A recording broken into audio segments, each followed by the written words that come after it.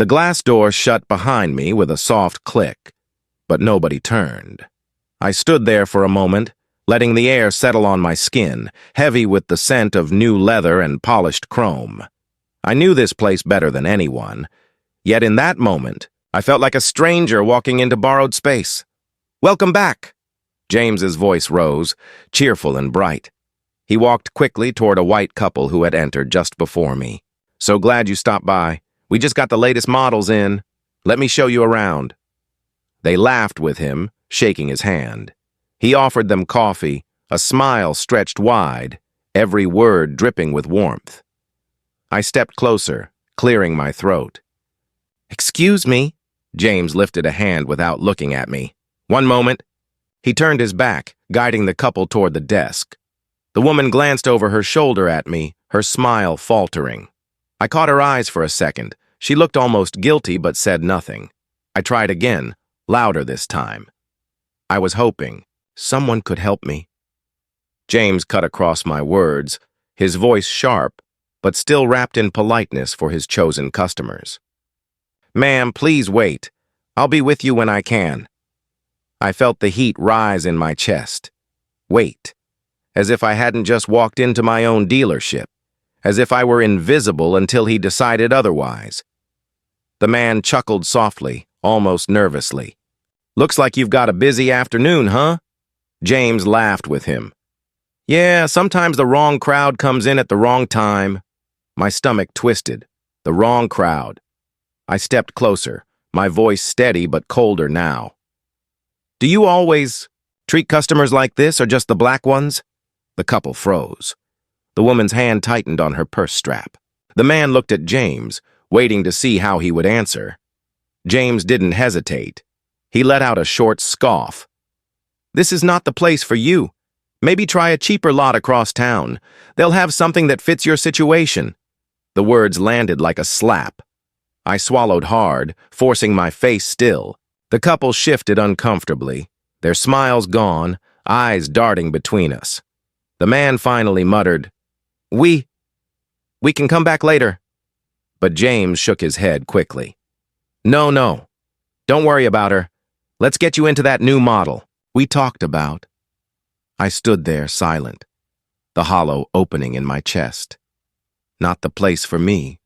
Not my world. Not my right to stand in this space. He couldn't see me, wouldn't see me, even as I stared him dead in the face. My voice dropped to barely a whisper, but I knew it was loud enough to carry. "He doesn't even see me." James looked over briefly, annoyed, as if I were background noise. The couple avoided my eyes, shuffling closer to him like sheep herding towards safety. I clenched my fists at my sides. Inside, my thoughts raged. He talks to them like they matter, like they belong. But to me, just another black woman in the wrong showroom. He doesn't know whose ground he's standing on. Not yet, but he will. I'd like to test drive that. "On," I said, pointing to the sleek black sedan parked under the fluorescent lights. My voice was steady, but my pulse thudded so hard it echoed in my ears. James tilted his head, lips curling. "We don't just hand over cars to people we don't trust." The words hit harder than I expected. My stomach tightened and heat rose in my chest. I clenched my fingers against my thigh to keep them from shaking. "What exactly makes me untrustworthy?" I asked, my tone low, controlled. "Is it the way I look? My skin?" James smirked. "You said it, not me." The air in the showroom felt heavier, pressing against my lungs. I could hear the faint shuffle of a salesman nearby, pretending to arrange paperwork on his desk. His hands twitched, his eyes darting between us, but he stayed silent. "You don't even hear yourself, do you?" I said, my voice cracking slightly. "You've convinced yourself this kind of insult is just business." James leaned against the counter, casual, mocking. "Business is about knowing who belongs and who doesn't. And you—" His gaze swept over me like I was dirt under his shoe. "Don't." My jaw locked. My temples throbbed with each word. "You think I'll let this slide? You think your arrogance has no cost?" He chuckled, low and dismissive. Cost? To me? No. To you? Maybe. This isn't your kind of place. The salesman coughed into his fist, but said nothing, his eyes fixed on the floor. That silence cut deeper than James's. Laughter! Look me in the eye and say it plain, I pressed, my voice shaking with restrained rage. Say what you mean, instead of hiding behind smirks. James's smile widened. Why? You already know what I mean. Why waste breath? My hands trembled. I curled them into fists to stop the shaking. Every nerve in my body screamed to shout, to throw the truth in his face, but I forced the words out slowly, deliberately. You will regret this. Maybe not today. Maybe not tomorrow. But this moment, your smug little laugh, you'll wish you swallowed it. His laughter grew louder, echoing in the showroom. I doubt it. I've been here long enough to know how things work. People like you don't last here. You don't fit. The salesman shifted again, almost stepping forward, then freezing. His lips parted like he wanted to speak, but nothing came out. I locked eyes with him. You hear this? My voice cracked, raw with hurt. You see what he's doing and you stay quiet? His throat bobbed as he swallowed hard. I just work here, he muttered, barely audible. That's what cowards always say, I whispered, not even sure if I meant for him to hear. James leaned closer, his voice dropping, venom laced in every syllable. You're wasting your breath. Nobody's going to step in for you. Not here. For a moment, silence swallowed the room. My own breathing sounded jagged, uneven. I could feel the tremor in my hands, the pounding at my temples, the sting behind my eyes. I straightened my back, forcing my voice calm. You think your power is permanent, but arrogance always cracks, and when it does, I'll be standing right here. James smirked one last time, pushing away from the counter. Sure you will. He turned, dismissing me like I was nothing. The salesman kept his eyes on the floor, shame etched across his face, but his silence screamed louder than words. I stood, there for a long moment, swallowing the burn in my throat. My voice was gone, but inside, something fierce was taking root, something heavier than shame, sharper than pain. This wasn't the end, not by far. A murmur rippled through the showroom. Whispers pressed against my back like heat. Is she serious? Someone hissed. I'd never. Another voice trailed off, sharp with judgment. I stood rooted, every nerve alive, but I forced my voice steady. You think you can humiliate me quietly, James, but everyone in this room just heard you. From the side, a young black man stepped forward, his hand brushing the arm of the woman beside him. His voice was low but clear. We've felt this too. The looks, the tone, the way doors close before they even open. James's head snapped toward him. Stay out of this. I run this floor. The words sliced, dripping with ownership that made my stomach twist. You run nothing but your mouth, I shot back, my voice louder than I intended. My hands trembled, but I didn't care who saw. The woman at his side added, her eyes narrowing, We know what this is. We've walked into rooms where we were treated like thieves instead of customers. It never stops. A man in a baseball cap across the room barked, Oh, please. Don't make it about race. He's just doing his job. Doing his job? My laugh was sharp, hollow. Denying service, mocking me to my face. Does that look like his job to you? The young man stepped closer. It looks like hate. James slammed his hand against the counter. Enough! This isn't some debate club. I said I don't trust her, and that's the end of it. His words cracked something open. Voices erupted, layered, sharp, clashing. She's right. Someone shouted. He's always like this. No, he's protecting the business. Protecting it from what? From her money? The air buzzed with anger and unease. My pulse matched its rhythm. An older woman pushed her way forward, her face drawn tight. I've bought here for years. He treats who he wants, how he wants. That's just how it is. My chest tightened, but I forced my breathing steady. Her words stung more than James's. They dripped with the weight of tradition, of acceptance of cruelty as normal. Maybe that's how it was, I said slowly, every word deliberate. But today, he'll answer for it.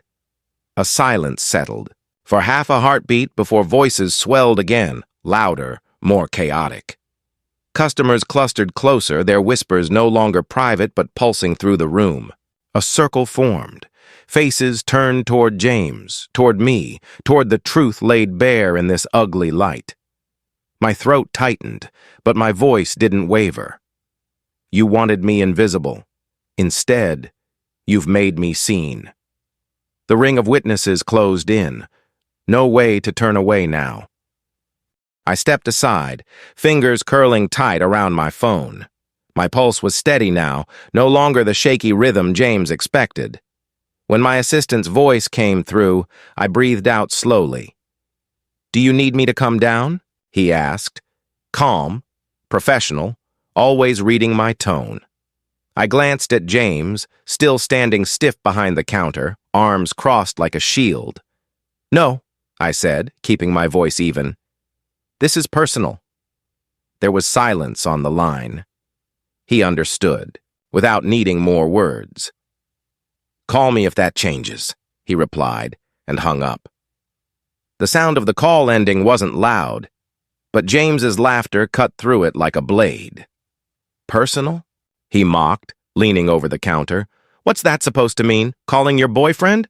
Maybe he can come rescue you. Good luck with that." His chuckle echoed shallow and cruel. I turned slowly, phone still warm in my hand. "No," I said softly, my eyes fixed on his. "I just called your boss's office." The room shifted. I felt it in the way the air stalled, the way the two staff nearby froze mid-motion, glancing at each other without daring to move. James blinked, confusion cracking the mask he'd worn since the beginning. "You?" His voice cracked, too sharp. "You know our owner?" I didn't answer. I didn't need to. I let silence drape over us, heavy, pressing, making him squirm. My lips curved into a small smile, his face reddened. "Stop playing games," he snapped, louder now, defensive. "There's no way you know him." The other teller shifted awkwardly, lowering her eyes to the desk. One whispered to the other, though I caught every word. Why would she lie? "Did you see the way she said it?" James whipped his head toward them. "Get back to work," he barked. His voice cracked again, betraying the crack spreading wider. I tilted my head, studying him. I didn't need to shout, didn't need to defend myself. My silence was sharper than his words. "You think you can scare me?" he said, though his tone lacked the weight it had earlier. "You think dropping names will change what's happening here?" "It won't." I slid my phone into my pocket. My heart was calm, too calm, as if my body already knew I'd won long before he realized it himself. "Maybe," I murmured, almost to myself. James slammed his hand on the counter. "Say it! Tell me who you called!" I just stared at him. 1 beat. 2. 3. The longer I held my silence, the more restless he became. His chest rose faster, his jaw tightened, his confidence bleeding out with every second. "You're bluffing," he spat, but softer now, uncertain. You don't know him." The staff looked back and forth between us. No one believed his words anymore. Inside, I thought, this is what power looks like. Not shouting, not proving, not begging for belief.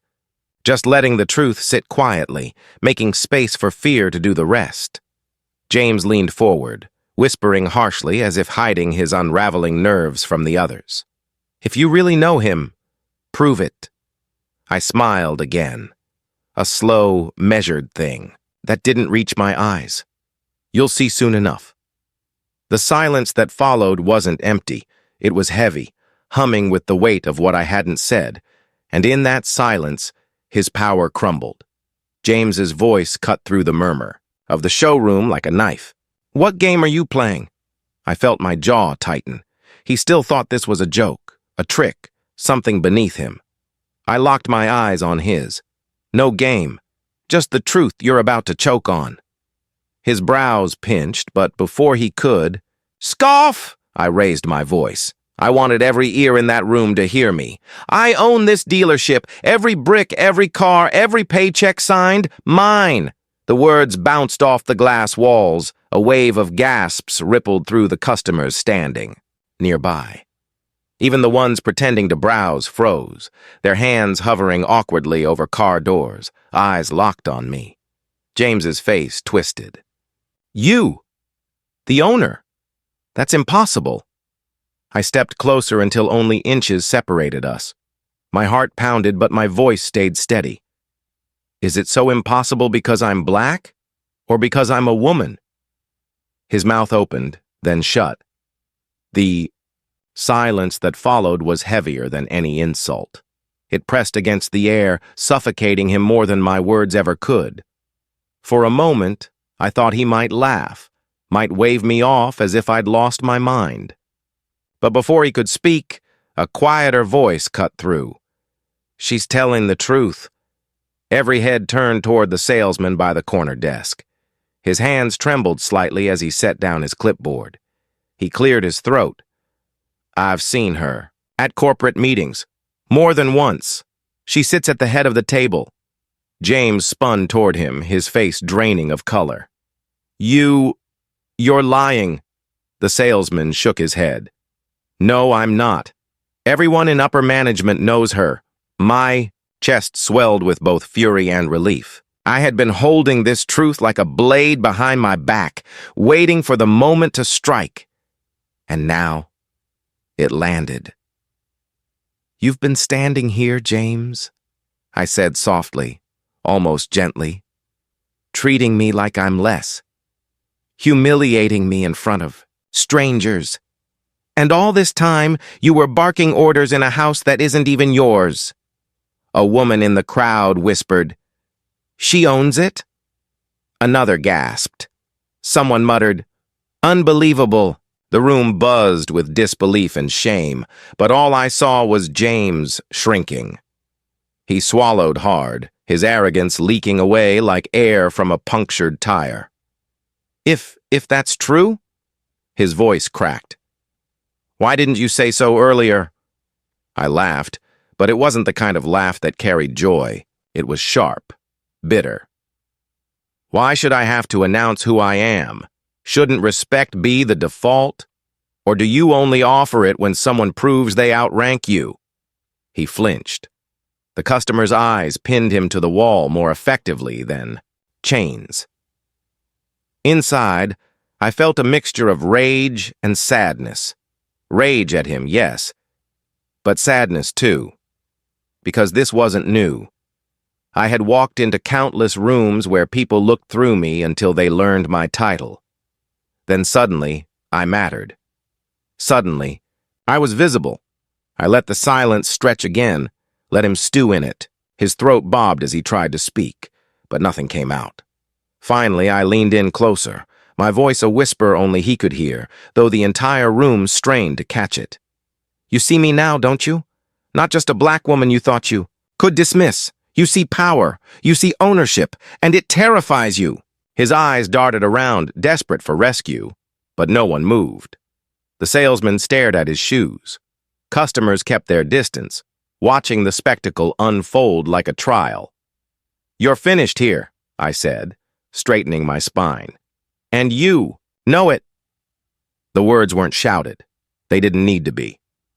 The quiet conviction behind them hit harder than any scream. I stepped back, giving the room one last glance. Their faces told the story better than I could, their silence, their widened eyes, the way some shifted uncomfortably under the weight of the truth. That silence was louder than screams.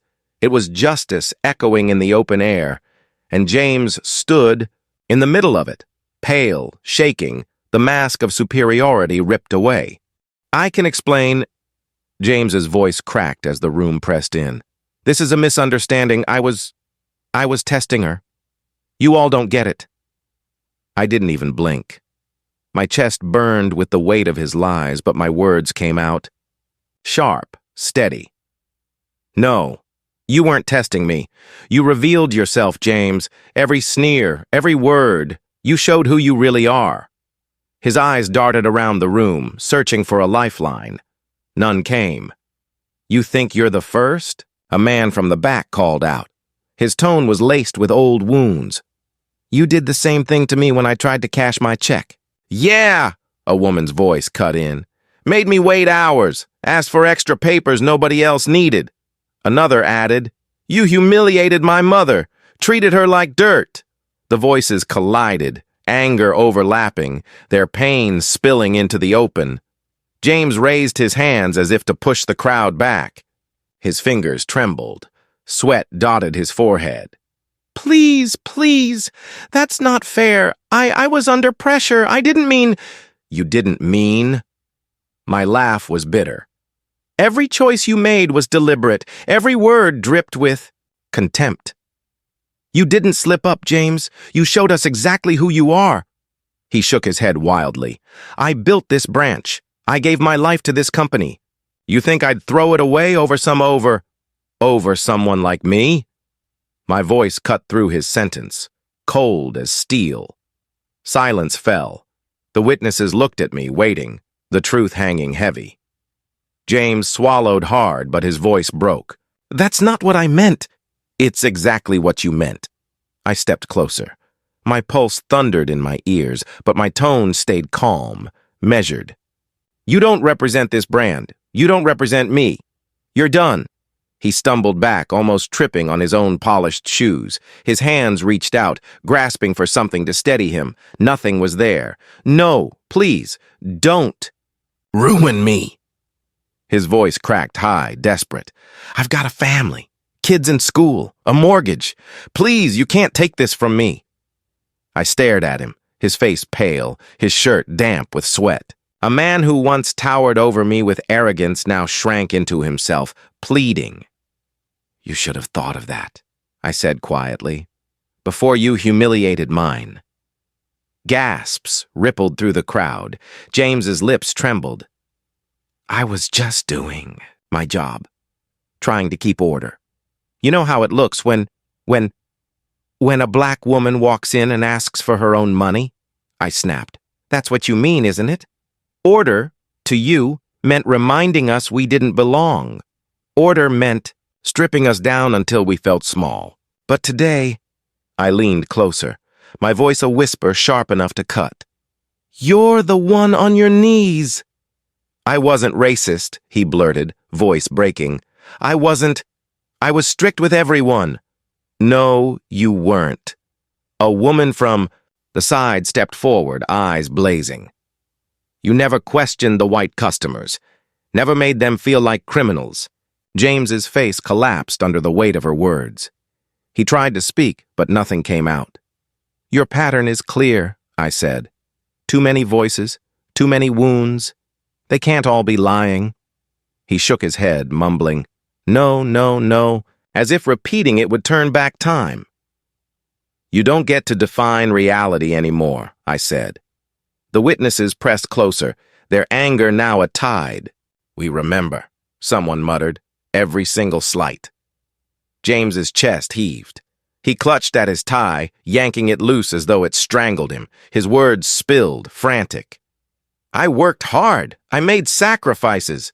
You think you can just erase me? I've got years here, reputation, friends in high places. Not anymore. I cut him off, voice calm but final.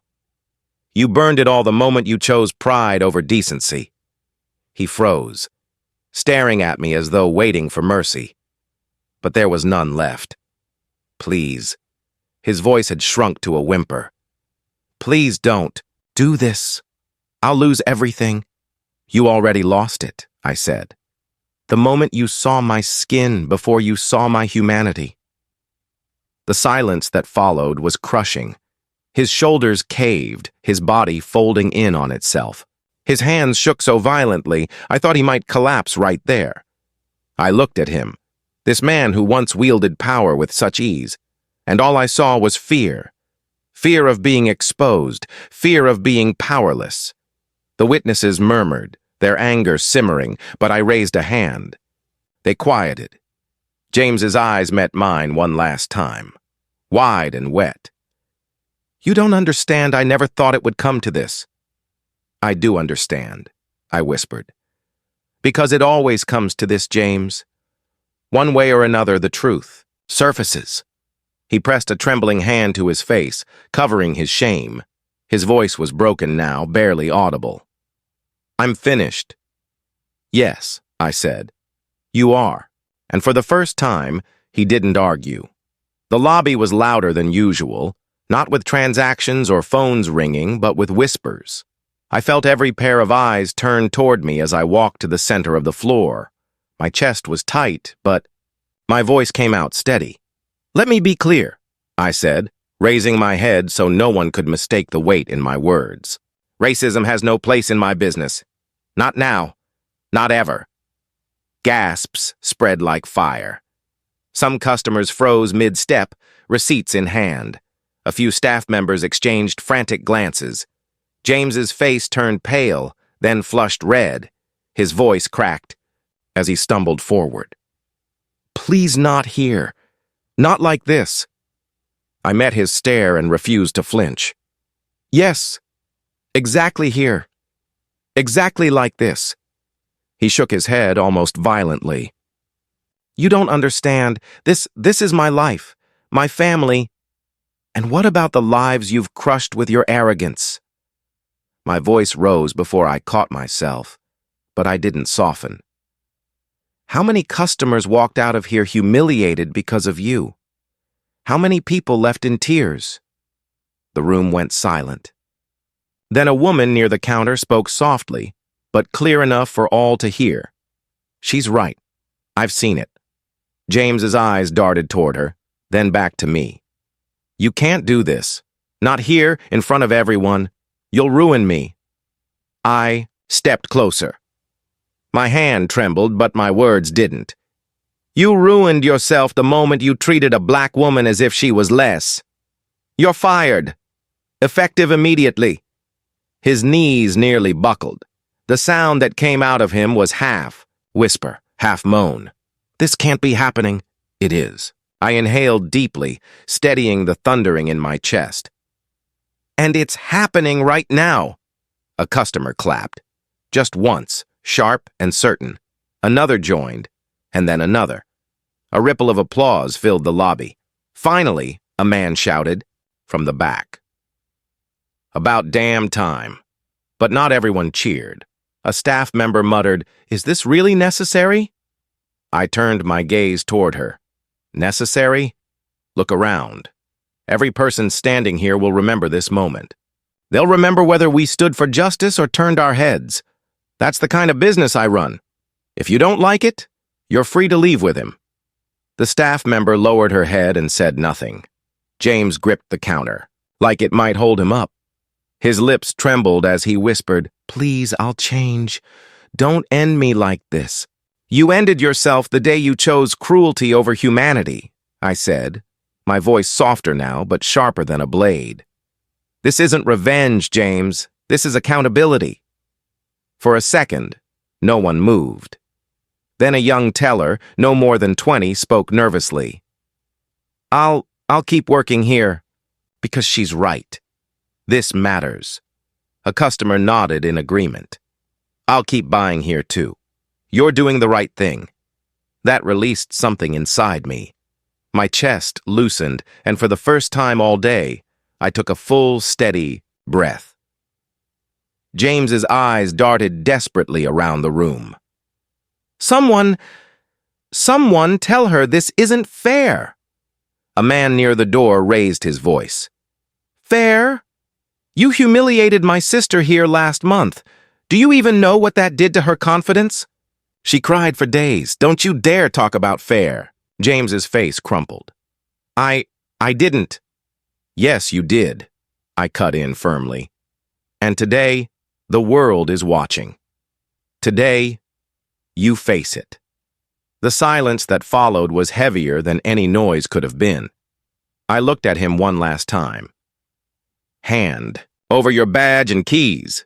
His hand shook as he fumbled with the metal, dropping it once before sliding it across the counter. The sound of the keys clattering against the surface echoed like a gavel.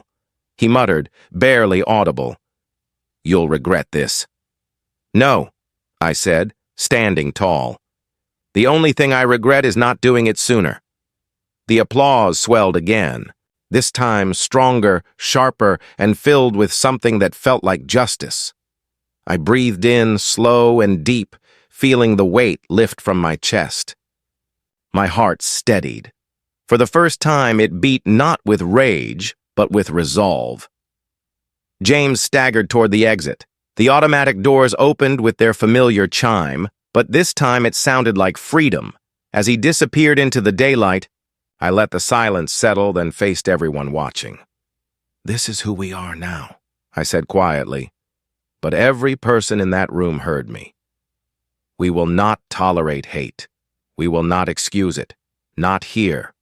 The room didn't explode into cheers. Again. Instead, it filled with something stronger, respect. And in that moment, I knew my business, my name, my fight, it all finally stood for something worth more than money. The air felt strange when the shouting ended. Not heavy anymore, not sharp, just quiet, like the room itself had exhaled. I stood still, letting the silence rest on me, wondering if it would hold or if someone would try to snatch it away. Then a woman's voice broke through. "Ma'am, thank you." Her words trembled, but her eyes were steady. She held my hand for a second, squeezing it like she was passing a secret. Another customer followed. "You didn't just speak for yourself today," he said. "You spoke for all of us." I swallowed, unsure what to do with so much honesty pouring in at once. For years I had grown used to whispers behind my back, to eyes sliding away. But now eyes stayed on me, seeing me.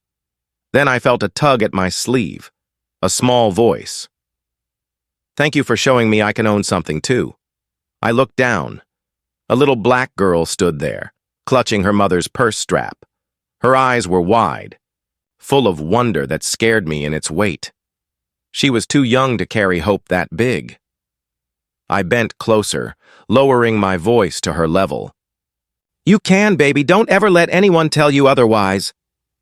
Her lips curled into the faintest smile, and I touched her shoulder gently. Warmth spread from my fingertips straight into my chest. Behind me, I heard movement. James. His footsteps dragged toward the door.